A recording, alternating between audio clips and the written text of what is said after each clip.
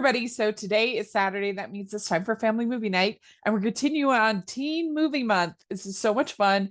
This is where we get to talk about a little bit edgier, a little bit more teenage eccentric films than I typically do for family movie night. And it's a lot of fun. And today we are diving into what I think you could maybe describe as a bit of a cult classic. It's a movie that was highly derided and criticized when it first came out, but it developed a cult following and is now loved by many, including a bunch of my friends. We're talking about Grease 2. Very exciting.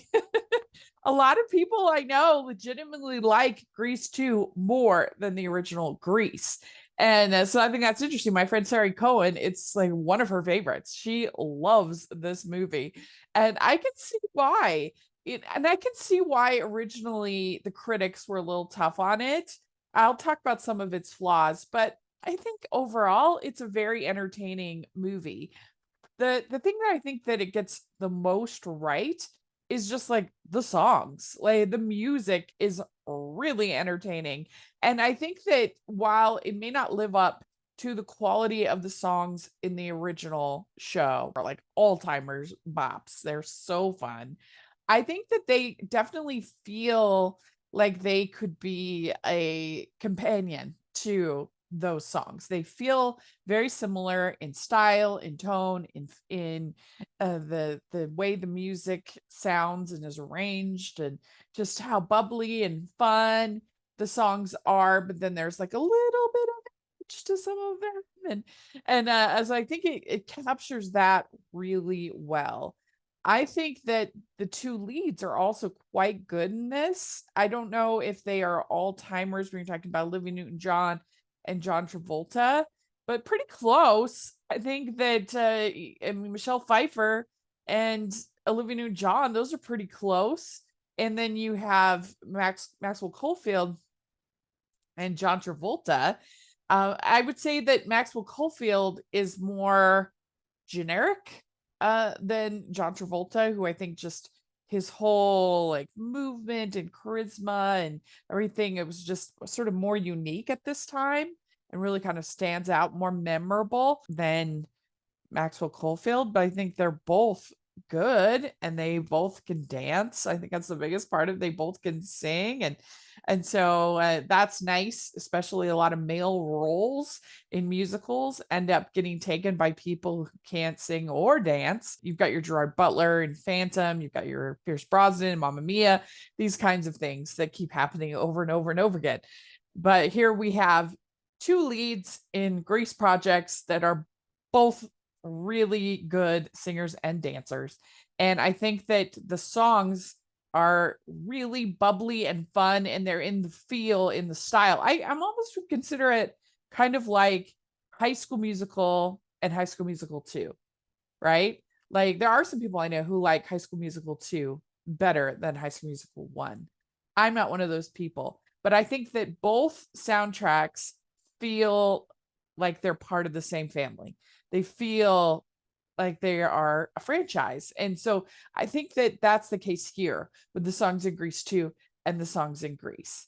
And I should also say, I definitely recommend checking out on Paramount. You can watch Grease Rise of the Pink Ladies, which was the series they did. It's one of the best things that streaming's ever done.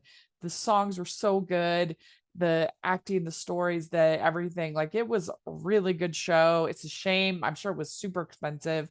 It's a shame that it could only get one season, but we did a whole recap of it on Hallmarkie's podcast.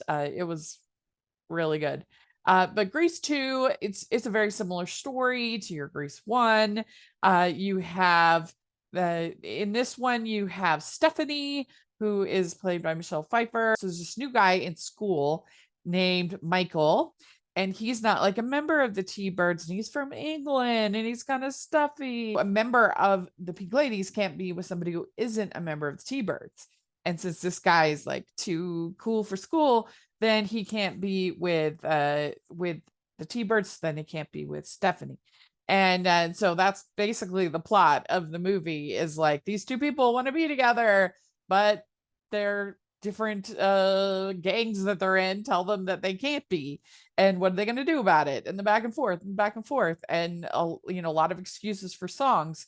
And they do try to bring back some of the people from the first Grease movie. Big person is Didi Cohn as Frenchie. She is the only one of like the students that comes back.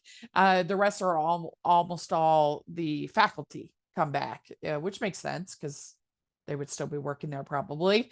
And so you have Eve Arden as Principal McGee, Sid Caesar is back as Coach Calhoun, that kind of a thing. And so that's fun.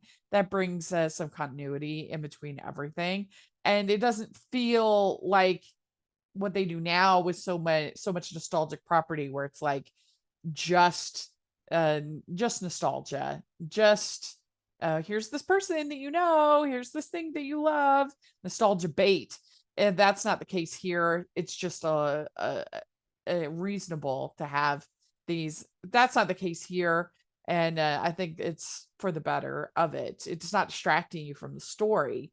And there are some good songs here. There are a lot of songs. They really packed them in.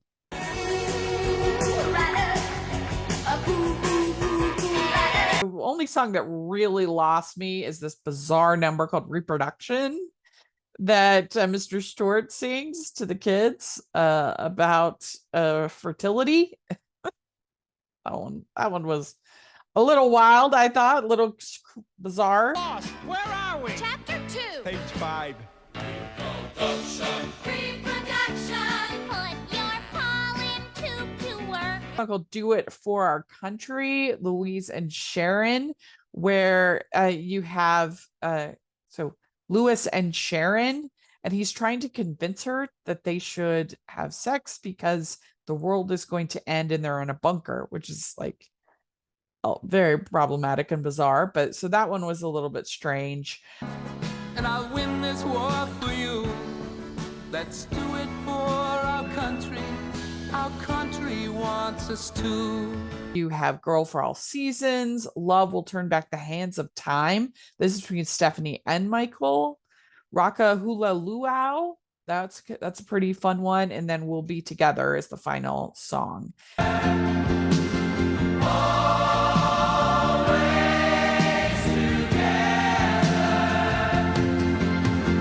Thing about this movie is that I think it would have been way better at a like DCOM length at 80-90 minutes tops. I think it would have been a lot better. And it's really, especially that last half hour does start to drag, and the story's just not compelling enough for nearly 2 hours, I don't think. And it just starts to feel kind of repetitive and just not like, I just started to kind of lose interest at that last act of the movie. And so if it was a tighter and sort of the length of a TV movie, I think it would be better, and I think it would work better, and it would just be sort of more this fun little charming thing, as opposed to it starts to feel more tedious at the 2 hour, almost 2 hour mark. So that's the main critique I would have for it, is that I started to get a little bored. So that's the main critique I would have for it. But overall, I thought it was bubbly and fun and what I would want out of a Grease sequel. I mean, what else could they do? I I mean, I guess either don't make it, or I don't know what else they could make that would be much better than this. I think they did what they could with what they had, and it was entertaining, some good singing, some good dancing, a likable cast. We know what you think. I would love to hear in the comment section. And I do have a family movie night, teen movie month review of the original Grease, so you definitely want to check that out. And I actually talked about the stage to screen of Grease. And I also interviewed Mary Lou Henner for Hallmarkies podcast, where we talked about Grease, because she was in the original cast of Grease in Chicago. So she has like an incredible stories about that. She's awesome. So you definitely want to check that out. And please like this video. Please subscribe to the channel. I would really appreciate it. And check out all of my Teen Movie Month reviews. Also, check out the Patreon. I would be so grateful if you did.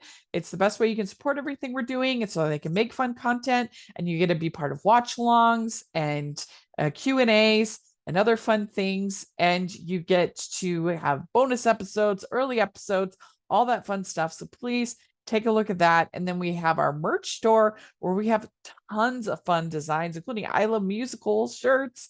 So check that out. And thanks so much, everybody. We'll talk to you later.